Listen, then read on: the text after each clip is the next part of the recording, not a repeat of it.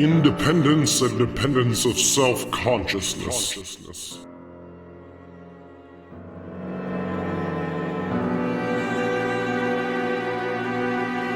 Self-consciousness exists in and for itself when, and by the fact that, it so exists for another. That is, it exists only in being acknowledged. The notion of this, its unity in its duplication, embraces many and varied meanings. The detailed exposition of the notion of this spiritual unity in its duplication will present us with the process of recognition. Self-consciousness is faced by another self-consciousness. It has come out of itself. This has a twofold significance. First, it has lost itself, for it finds itself as an other being.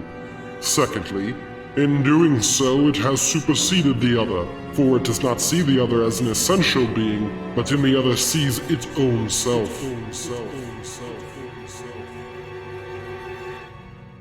It must supersede this otherness of itself. This is the supersession of the first ambiguity, and is therefore itself a second ambiguity. First, it must proceed to supersede the other, independent being in order thereby to become certain of itself as the essential being.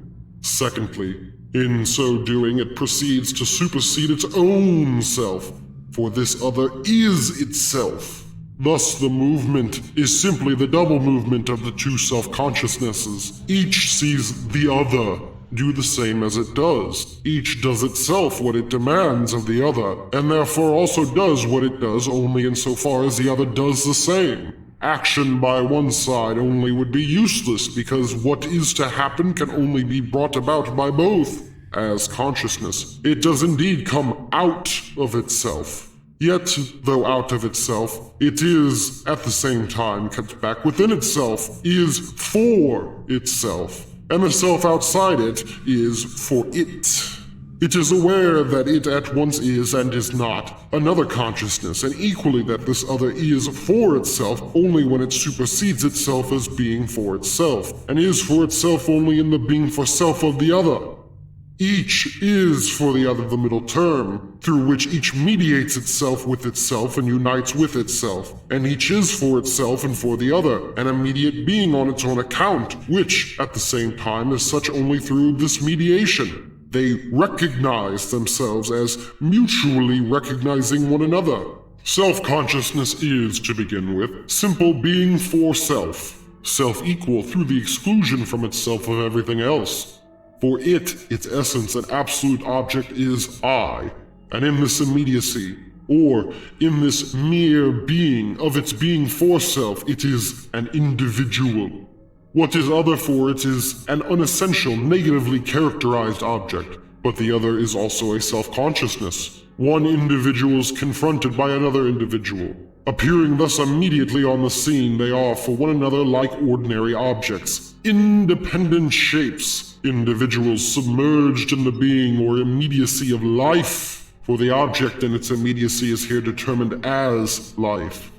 They are, for each other, shapes of consciousness which have not yet accomplished the movement of absolute abstraction, of rooting out all immediate being and of being merely the purely negative being of self-identical consciousness. In other words, they have not as yet exposed themselves to each other in the form of pure being for self, or as self-consciousnesses. Each is indeed certain of its own self, but not of the other, and therefore its own self-certainty still has no truth. For it would have truth only if its own being for self had confronted it as an independent object, or, what is the same thing, if the object had presented itself as this pure self-certainty.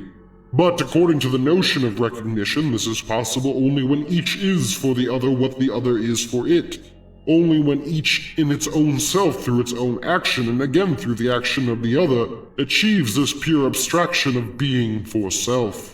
The presentation of itself, however, as the pure abstraction of self-consciousness consists in showing itself as a pure negation of its objective mode, or in showing that it is not attached to any specific existence. Not to the individuality common to existence as such, that it is not attached to life. This presentation is a twofold action. Action on the part of the other, and action on its own part. Insofar as it is the action of the other, each seeks the death of the other.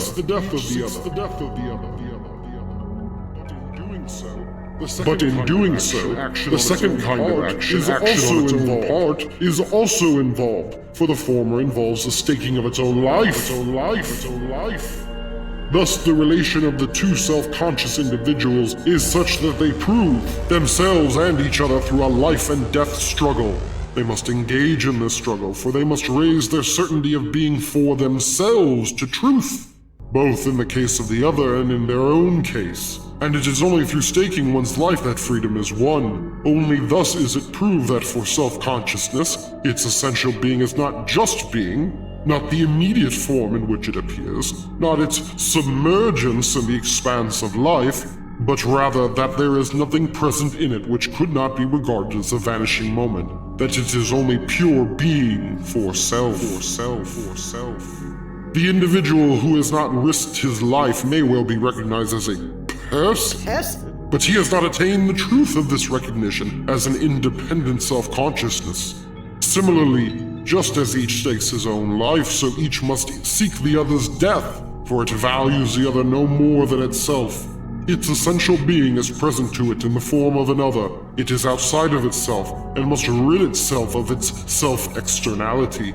The other is an immediate consciousness entangled in a variety of relationships, and it must regard its otherness as a pure being for self, or as an absolute negation. The trial by death, however, does away with the truth which was supposed to issue from it, and so too with the certainty of self generally. For just as life is the natural setting of consciousness, independence without absolute negativity, so death is the natural negation of consciousness, negation without independence, which thus remains without the required significance of recognition. Death certainly shows that each staked his life and held it of no account, both in himself and in the other, but that is not for those who survived this struggle. They put an end to their consciousness in its alien setting of natural existence. That is to say, they put an end to themselves, and are done away with as extremes, wanting to be for themselves, or to have an existence of their own. But with this there vanishes from their interplay the essential moment of splitting into extremes with opposite characteristics. And the middle term collapses into a lifeless unity which is split into lifeless, merely immediate unopposed extremes, and the two do not reciprocally give and receive one another back from each other consciously, but leave each other free only indifferently, like things. Their act is an abstract negation, not the negation coming from consciousness, which supersedes in such a way as to preserve and maintain what is superseded, and consequently survives its own supersession. In this experience, self-consciousness learns that life is as essential to it as pure self-consciousness. In immediate self-consciousness, the simple I is absolute mediation, and has as its essential moment lasting independence. The dissolution of that simple unity is the result of the first experience. Through this there is posited a pure self-consciousness, and a consciousness which is not purely for itself, but for another, i.e., is a merely immediate consciousness, or consciousness in the form of thinghood. But moments are essential. Since to begin with they are unequal and opposed and their reflection into a unity has not yet been achieved, they exist as two opposed shapes of consciousness. One is the independent consciousness whose essential nature is to be for itself. The other is the dependent consciousness, whose essential nature is simply to live or to be for another. The former is lord, the other is bondsman. Special thanks to you, Srepet, for supporting the channel on Patreon.